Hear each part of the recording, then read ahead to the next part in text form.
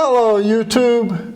This vehicle is equipped with steering, a throttle pedal, and a brake pedal. What it doesn't have is a shifter. We're going to put the Hurst quarter stick shifter in this vehicle, and this vehicle is equipped with a TH400 transmission.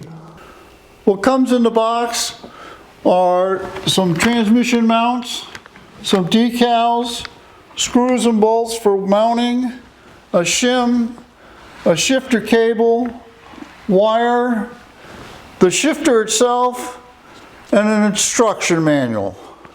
Quarter stick shifters are set up for 2-speed power glides from the factory, but with the following modification procedure, your quarter stick will be ready for use on a 3-speed turbo hydromatic.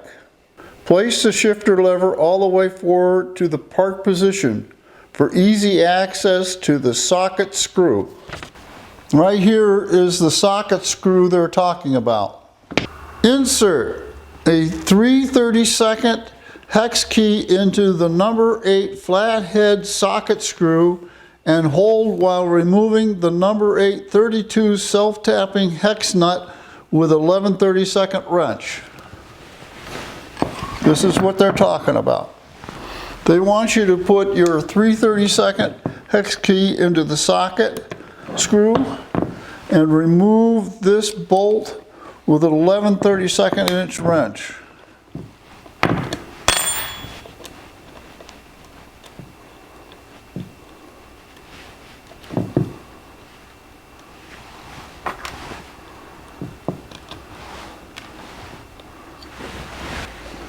Remove the screw.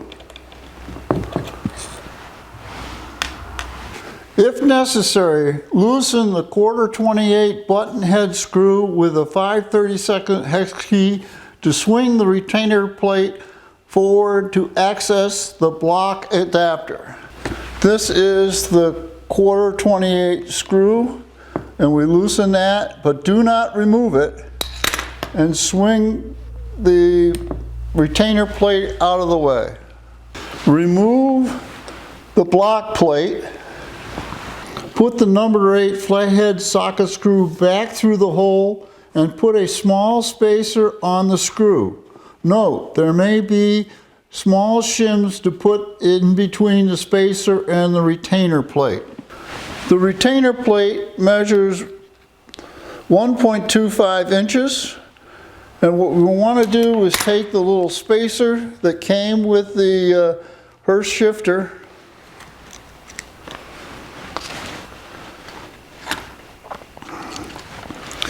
the spacer they provide measures 1.28 inches, which is thicker than the block off plate, so we're not going to need any shims. What they want you to do is put the screw in, put the spacer in, swing down the lockout reverse retainer plate, and put your flat washer back on, and put the nut back on. That spacer is there to make the reverse lockout move smoothly. If the 1/4-28 button head screw has been loosened, which we did, back it out no more than 3 turns and put thread sealant on the threads of the plate. Be extremely careful not to remove the screw completely, as there are internal shims that must stay aligned. Retighten, but the reverse lockout lever must move freely. So we'll back it out 3 turns. 1, 2, 3. That exposes threads behind the plate, and we'll put a drop of Loctite in there, and I'm going to put a drop right there on the threads there. Now we tighten the 1/4-28 button head screw back into place. And check that the reverse lockout lever moves freely, which it does. Now we have 3-speed operation. There's reverse, neutral, first, second, and third. Now that we have the shifter set up for Turbo 400 3-speed, we can turn our attention to the brackets on the transmission. These brackets, which are included in the kit, are for power glide, and these brackets are for turbo hydromatics. This is the shift lever, and this is the cable bracket. This is the Turbo 400 out of my vehicle. The reason it's out of the vehicle is we're rebuilding the engine right now. The shift lever goes on the shaft like so, with the hole for the cable on the bottom. We'll put a drop of Loctite on the threads and put the nut on.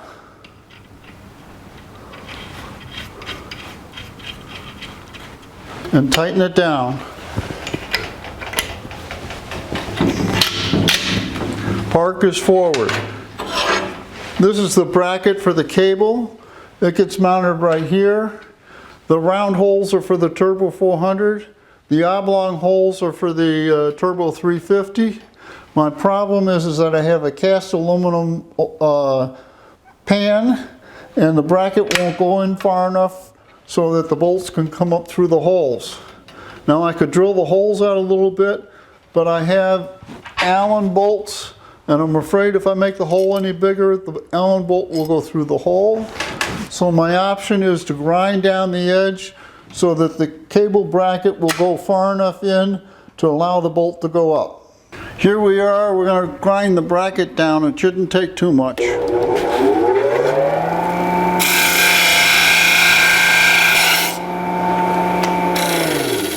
Let's try that and see what we have.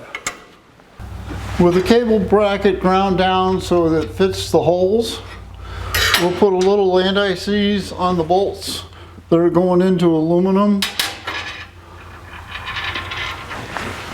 Take the bracket and screw it up into place and tighten them down.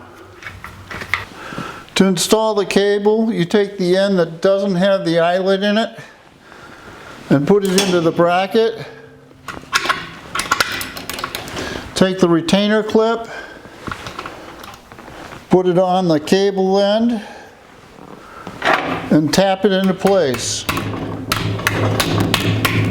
Put the transmission in neutral. It's in park right now. There's reverse, there's neutral. Put the cable pivot on the end of the cable. Put the shifter in neutral. There's reverse, there's neutral. Feed the cable into the end of the shifter.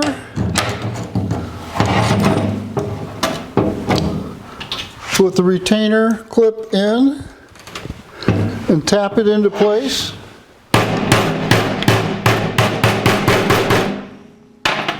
Slip the cable onto pivot on the shifter. Thread the pivot down to the shifter hole. Put the cotter pin in the shifter pin in the shifter.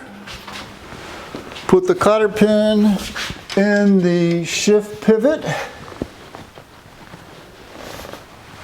And go through the gears to make sure everything shifts correctly. Neutral now. And we go to reverse by releasing the reverse lockout. That's reverse, and then park. We go from park to reverse, to neutral, to first, to second, and to third. So it's all adjusted. Last thing to do is to tighten up this jam nut, and we'll do that once we put it in the car. Now all that's left to do is to mount the shifter in the car and put the transmission back in the car. To mount the shifter, you want to find a position that's comfortable for the driver. It may not necessarily be centered on the hump, You want it comfortable for the driver. And this is where my wife says she wants it, so that's where we're going to put it. The shifter comes with 4 mounting bolts and 4 washers. There are no instructions in the manual on how to mount it. It just says to mount it. On the bottom of the shifter are 1, 2, 3, 4, 5 mounting holes.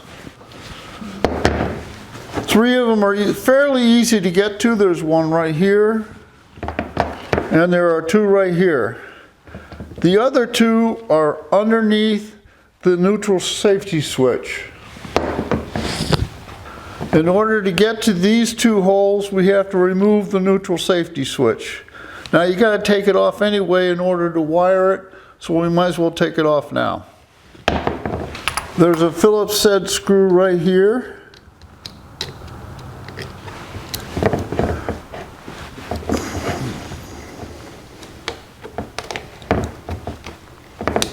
And little clips on the side. Slide the pin out and remove the neutral safety switch. And there's the connections for the neutral safety switch. We'll use the shifter base to mark the holes where we need to drill. Center punch the locations that we marked. Drill some 1/8 inch pilot holes. Drill some 3/16 inch holes. Thread the bolt in so we tap it. Take the shifter and put it in its place. Take one of the bolts and one of the washers provided by the kit. Put it in the hole and screw it in.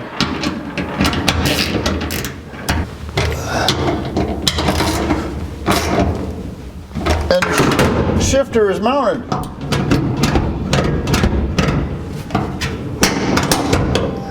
I was not happy with how solidly mounted the shifter was with the sheet metal screws. So I'm going to drill the holes out for 1/4 inch through bolts. We will use their washers, but I think through bolting it is going to be more solid.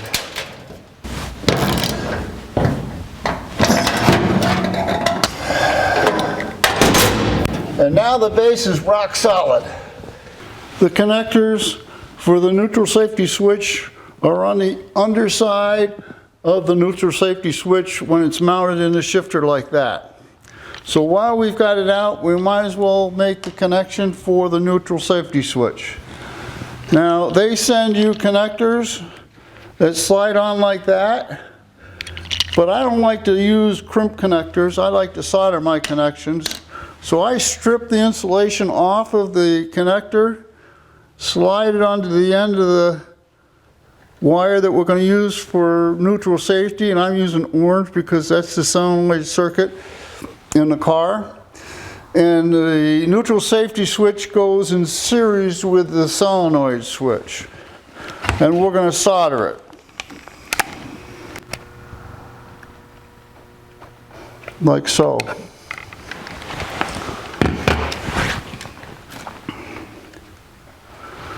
And that connection won't come undone.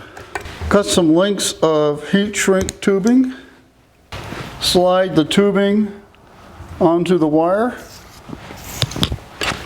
and up to the connection and get it to go on the connection like so. Take a heat gun. So we've insulated our connector.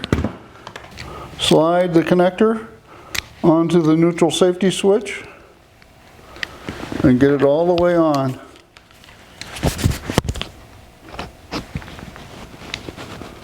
And careful not to bend the connector. Like so. And now we can put the neutral safety switch back in the shifter.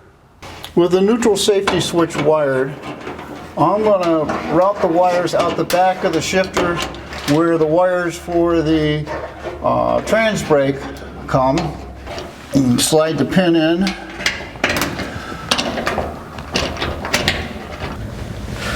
Put the little clip on.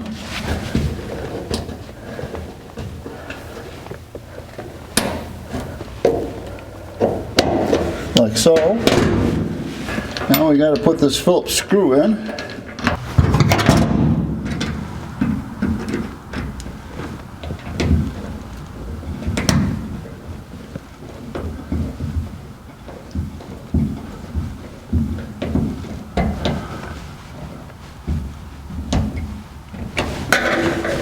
Make sure that everything works.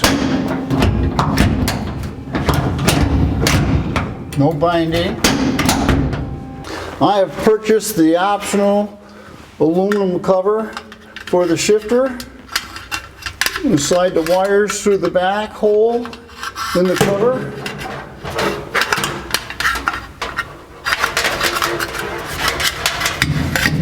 Slide it over the shifter.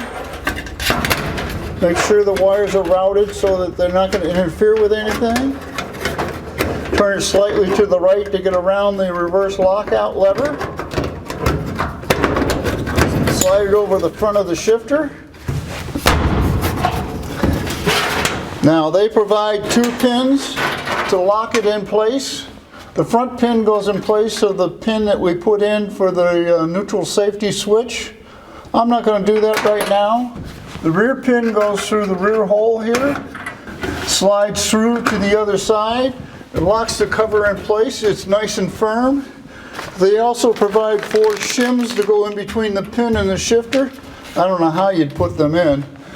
All right, we're in neutral. Reverse lockout lever down, and we go into reverse, and we go to park. Squeeze the trigger, we come out of park into reverse. 1 more notch back is neutral. Squeeze the trigger, go into first. Second, squeeze the trigger, go into third. Do the opposite going forward. We can push it into second, squeeze the trigger, go into first. Then we're in neutral, reverse lockout, in reverse, and then home, park. I believe we've done what we set out to do.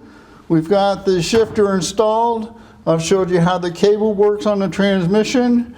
We do have to hook up the electrical. This goes to the trans brake. This goes in series with your start button to the solenoid of the starter, so the neutral safety switch works. If you enjoyed this video, there'll be more.